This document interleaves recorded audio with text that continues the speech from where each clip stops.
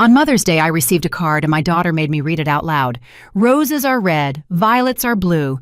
You're a heavy burden, no one wants you here. Everyone laughed at me. My name is Grace. I'm 74 years old, and that was the worst humiliation of my life. It was Sunday morning. The sun was streaming through the living room windows when I arrived at my daughter Danielle's house to celebrate my day. I was wearing my favorite green dress, the one that always made me feel elegant. I had brought fresh flowers and sweet treats for my grandkids. "Grandma Grace!" the little ones shouted, running toward me. Their hugs filled my heart with joy. For a moment, everything seemed perfect. Michael, my son-in-law, barely greeted me with a quick, dry nod. Danielle came out of the kitchen with a smile that didn't reach her eyes. "Mom, so glad you made it. We have a special surprise for you." I sat on the sofa surrounded by my family. The grandkids settled at my feet, full of anticipation. Danielle pulled a pink card from her purse and handed it to me. "It's from all of us, Mom. Read it out loud so everyone can hear." My hands trembled slightly as I opened the envelope. The card had little flower drawings the kids had made. How sweet, I thought. I started to read in a clear, excited voice. "Roses are red, violets are—" My voice cracked. The next words hit me like punches. "You're a heavy burden. No one wants you here. Your time has passed. It's time for you to go. Signed, your family who can't stand you anymore." The silence was deafening for 3 eternal seconds.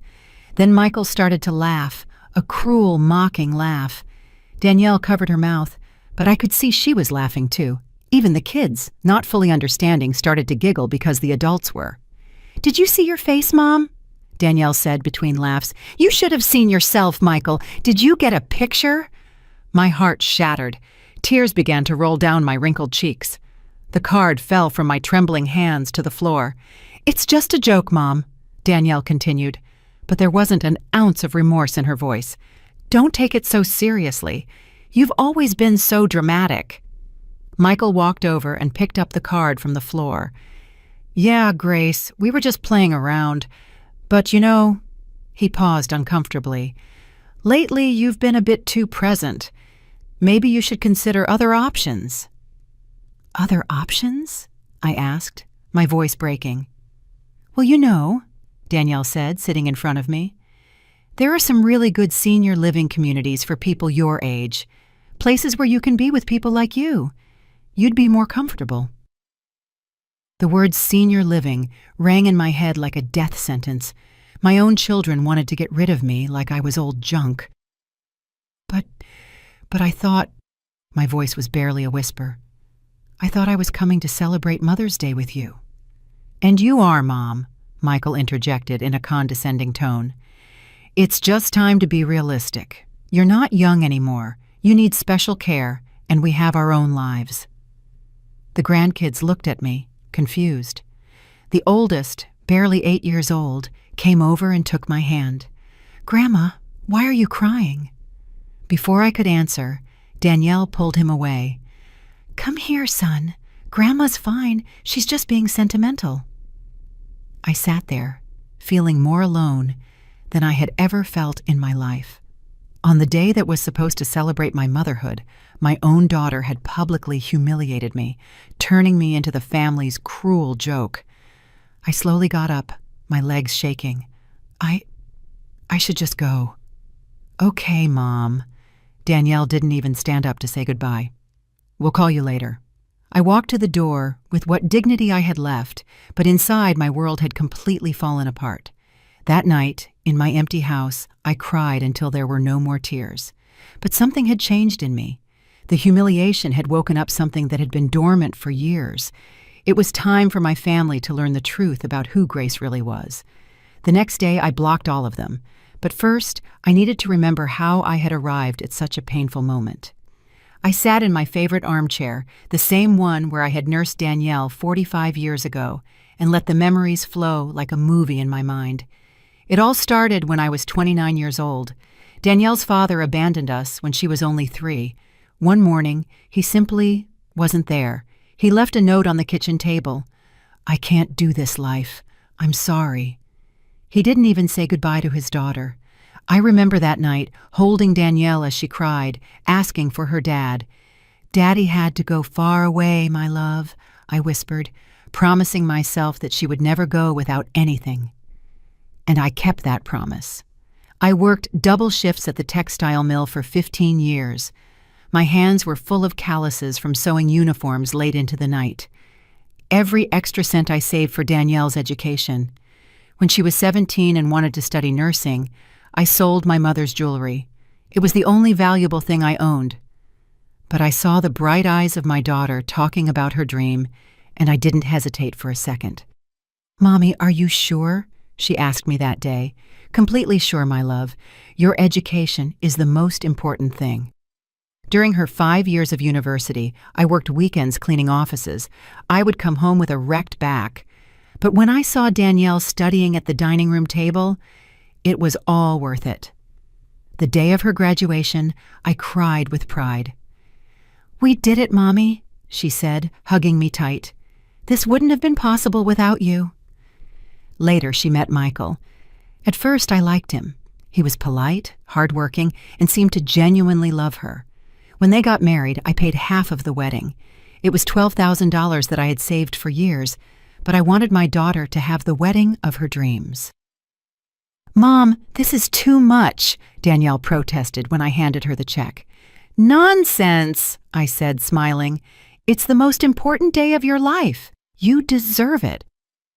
When they bought their first home, I gave them the down payment, $25,000. It was all I had saved, but seeing them happy in their new home filled me with satisfaction. Then the grandkids arrived, 2 beautiful little ones who became the light of my life. When Danielle returned to work after her maternity leave, I became their free babysitter. Every day for 3 years, I walked 6 blocks to their house at 6 in the morning. I made the kids breakfast, dressed them, took them to the park, fed them, bathed them, and read them stories. When Danielle came home from work, the house was clean and the children were happy. "I don't know what we'd do without you, Mom," Danielle used to tell me in those days. "You're an angel." But gradually, something changed. The thank yous became less frequent. My opinions about the children started to be considered as interference. When I suggested that the youngest needed to see the pediatrician for his persistent cough, Michael told me, "Grace, we're the parents here." The first time they spoke to me like that, I stayed quiet. I thought maybe I had been too nosy. Then the subtle comments started. "Mom, you don't have the energy you used to for watching the kids." "Grace, I think you got the kids' vitamins confused again. Maybe you should rest more at home." But I kept going every day. I kept helping. I kept giving my all. 2 years ago, when Michael lost his job, I started giving them $500 a month so they wouldn't lose the house. "It's just temporary," they said, "just until Michael finds something better." Michael found a new job 6 months later, but they never told me to stop sending the money. They just kept receiving it as if it were their right. When the kids needed new computers for school, I paid $2,000 without being asked. When Danielle's car broke down, I gave them $4,000 for the repairs. When they wanted to remodel the kitchen, I contributed $8,000. Little by little, I became the silent provider, the one who was always there to solve their financial problems, but who was no longer invited to important family decisions. A year ago, Danielle organized a family dinner for Michael's birthday. I found out by chance when one of my grandkids mentioned the secret party they had. "Why didn't you invite me?" I asked Danielle over the phone. "Oh, Mom, it was a really small thing, just the 4 of us. We thought you'd be bored." But I saw the photos on social media. There were 20 people, Michael's relatives whom I knew well. Everyone had been invited, except me. That night, I cried in silence, but I told myself it must have been an oversight. Oversights became a routine. They forgot to call me on my birthday. They canceled our lunch dates. When I showed up unannounced, they always seemed annoyed by the interruption. But the final straw came 3 months ago. I was at their house helping with dinner when I overheard Michael talking on the phone on the patio. "Yeah, my mother-in-law lives alone. She's getting really dependent. No, she's not sick, but you know how they are at that age. Yes, we're looking at options to move her to a proper place." I froze behind the door. My own son-in-law was planning to get rid of me like I was old furniture. That night, I couldn't sleep. I had given my whole life, all my money, all my love to this family, and now I was just an obstacle they wanted to get rid of. But they didn't know something very important about me, something I had kept secret for decades. My mother, before she died, had told me about a family property in Nassau, Bahamas, that I inherited when I turned 70. It was a beachfront condo that had been rented out for decades. The money had been accumulating in an account I never touched. I also had investments I made with the inheritance from my Aunt Lucille, who died childless and left everything to me. Bonds, stocks, certificates of deposit, money that grew quietly while I lived on my modest Social Security check. In total, I had almost $400,000 that my family knew nothing about. They thought I was a poor old woman living on government handouts. They didn't know I had been discreetly funding their comfortable life for years, not out of need, but out of love. But after the humiliation of Mother's Day, something inside me broke forever. It was time for them to learn Grace's true value. That cruel card was my wake-up call. I stayed up all night on Mother's Day, holding that card in my trembling hands. The words kept echoing in my head. "You're a heavy burden. No one wants you here." But as the tears dried on my cheeks, something strange started to happen. The sadness transformed into something more powerful: clarity, determination. For the first time in decades, I saw my situation with complete honesty. I wasn't a burden. I was the one keeping them afloat. I slowly got up and went to my bedroom. I took a wooden box from my dresser that I hadn't opened in months. Inside were all my important documents: bank statements, deeds, investment certificates. As I looked through the papers, I did some mental calculations that took my breath away. In the last 5 years, I had given Danielle and Michael exactly $67,000. $67,000 that they received as if it were their natural right, while they treated me worse and worse. The down payment on their house, $25,000. The wedding, $12,000. Monthly help for 2 years, $12,000. The kids' computers, $2,000. The car repair, $4,000. The kitchen remodel, $8,000. And hundreds of small expenses that added up to $4,000 more. Meanwhile, I was still living in the same modest house, wearing the same green dress on Sundays, walking to the grocery store to save on gas. But that wasn't what hurt the most. What really broke my heart was remembering how their treatment of me had changed. I remembered my oldest grandson's birthday 6 months ago.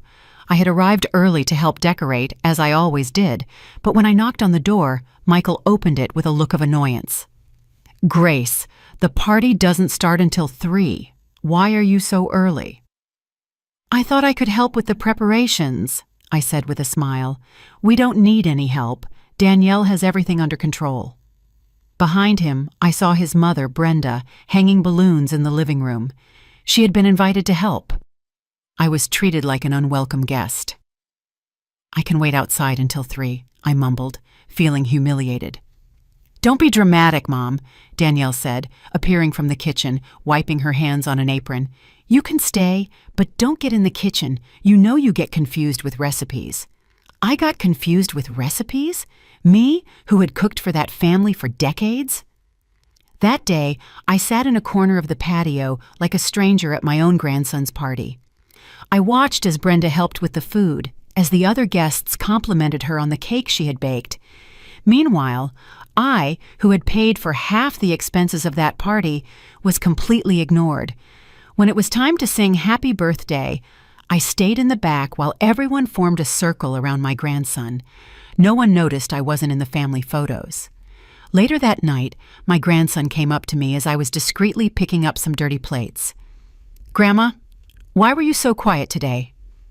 "I was just tired, my love," I lied. "Grandma Brenda says you're too old for big parties." The boy's words cut through me like knives. Brenda, who was only 3 years younger than me, was telling my own grandkids that I was too old. But even after that humiliation, I kept giving them money, kept helping, kept hoping things would get better. How foolish I had been.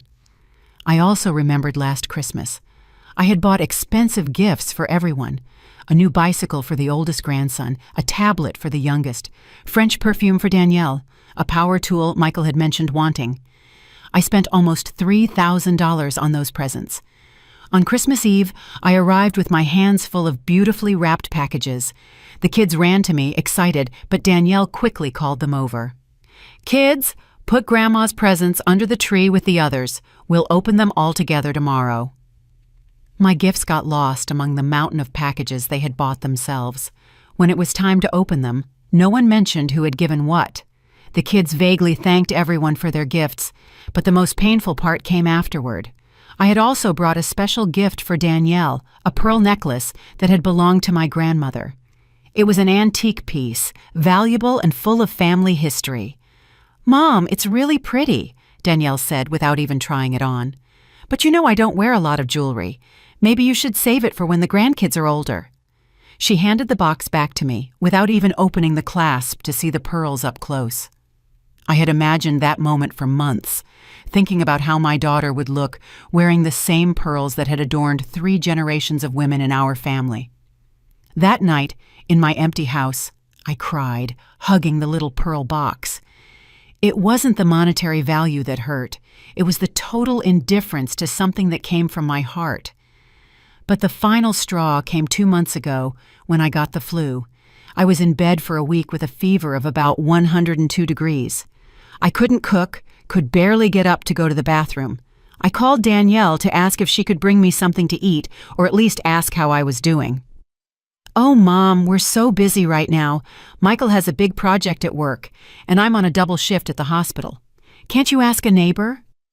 "But honey, I can barely walk." "Mom, you're not a little girl anymore. You have to learn to take care of yourself. We can't come running every time you get a cold." A cold. I had a high fever, and she called it a cold.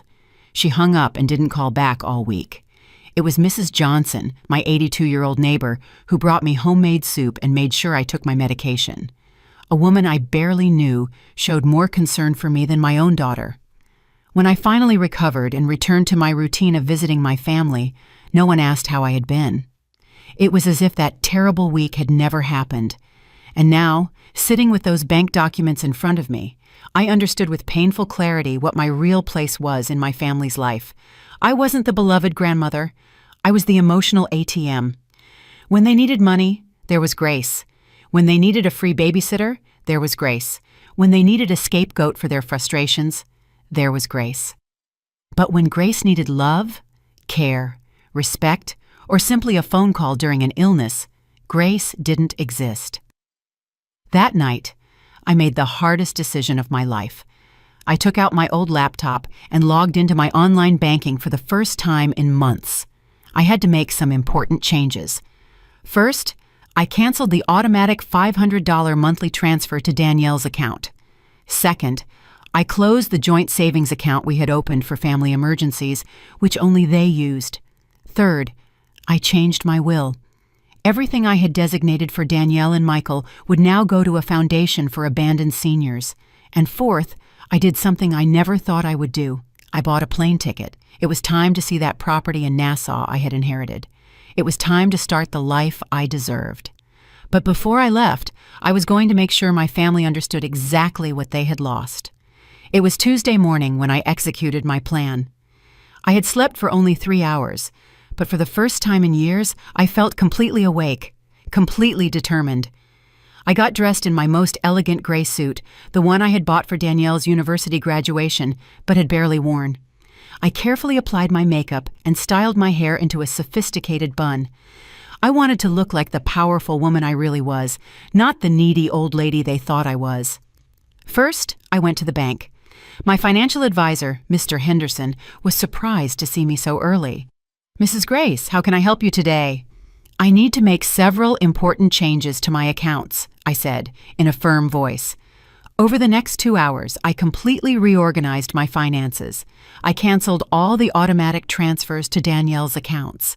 I closed the joint account we had opened 3 years ago. I transferred money from my investments to my main checking account.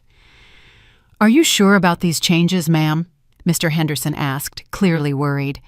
"These are very big moves. Completely sure. It's my money, and I can do what I want with it. Then I went to my lawyer's office, Mr. Franklin, who had handled my family's legal affairs for decades. I need to completely change my will, I announced without preamble.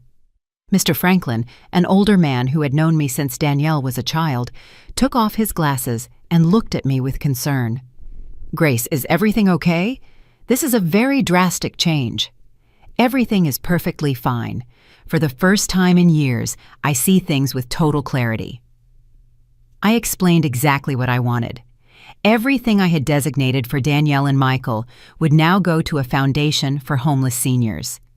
I also established a trust for my grandkids that they could only access when they turned 25, and only if they maintained genuine contact with me, not out of family obligation. Grace, don't you think you should think about it for a few more days? These decisions are irreversible. I've had 74 years to think about it, Mr. Franklin, and the last 5 years have taught me everything I needed to know. I signed the documents with a steady hand. There was no shaking, no doubt. My next stop was the travel agency. I had researched my property in Nassau all night. It was a 3-bedroom condo in a beautiful neighborhood. It had been rented for years by a property management company, generating income that was accumulating in a Bahamian account I had never touched. I want to fly to Nassau this Friday, I told the travel agent. Is it a tourist trip, ma'am? No, it's a liberation trip. I bought a first-class ticket. If I was going to start my new life, I would do it in style. But before I left, I had to do one more thing. I had to write the letters. I got home at noon and sat down at my desk. I took out elegant letterhead I had bought years ago but never used. It was time to explain to my family exactly what had happened. The first letter was for Danielle. My dearest daughter, by the time you read this letter, I will be on my way to Nassau, where I will live in the property I inherited from my family that you didn't know existed. I have made the decision to cut all financial support I have been giving you for the past few years. The $500 a month you received has been permanently canceled. The joint account you used for emergencies has been closed. Don't take this as a punishment, but as a lesson in independence that I should have taught you a long time ago. For decades, I gave you everything I had. My time, my money, my energy, my unconditional love. But at some point, you decided that I was a burden instead of a blessing. The Mother's Day card was simply the last straw. But the problem started much earlier, when you stopped seeing me as your mother and started seeing me as your personal maid and private bank. I have changed my will. My inheritance will now be given to people who truly value generosity and family love. Your children will have access to a trust when they turn 25, but only if they prove they can maintain a genuine relationship with me. Do not look for me for money. Do not call me to ask me to come back. Do not send the grandkids to emotionally manipulate me. If you really want to get your mother back, you're going to have to prove that you value me for who I am, not for what I can give you. Your mother, who has finally learned to value herself, Grace. The second letter was for Michael. Michael, I never saw you as just my son-in-law. I accepted you as the son I never had, but you turned me into the awkward mother-in-law you wanted to get rid of. I heard your phone conversation 3 months ago when you were talking about finding a proper place to move me, as if I were old furniture getting in the way. What you didn't know is that a proper place was always in my hands. I have a property in Nassau, investments that generate more money than you make in a year, and the financial freedom to live wherever and however I choose. For years, I quietly funded your comfortable lifestyle. I paid for repairs, helped with expenses, covered emergencies. I did it out of love, not obligation. But you interpreted my generosity as weakness, my availability as dependency, my love as an annoyance. Now, you will have to stand on your own 2 feet. After I finished the letters, I put them in an envelope and left them on my coffee table, ready to be discovered. Then I sat in my living room, smiling. It had taken me 74 years, but I had finally learned the most important lesson of my life. You teach people how to treat you by what you are willing to accept. For decades, I accepted crumbs of love because I was afraid of being alone. But it turns out that being alone was infinitely better than being with people who didn't respect me. And now that I had learned that, I wasn't really alone at all. I was free. I was going to Nassau. And for the first time in a long, long time, I was excited about my life.